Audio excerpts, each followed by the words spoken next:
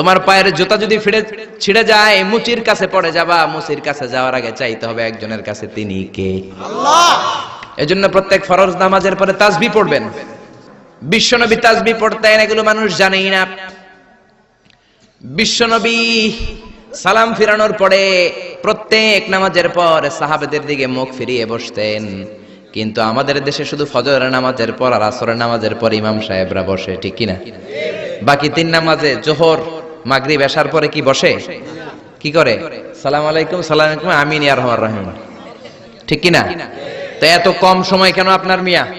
বিশ্বনবী ঘুরে বসে থাকতে পারেন, তাসবিহ পড়তে পারেন, আপনি কোন সলিমুদ্দি কোন কলিমুদ্দি হয়ে গিয়েছেন। প্রত্যেক নামাজের পরে মুসল্লিদের দিকে ফিরে বসেন।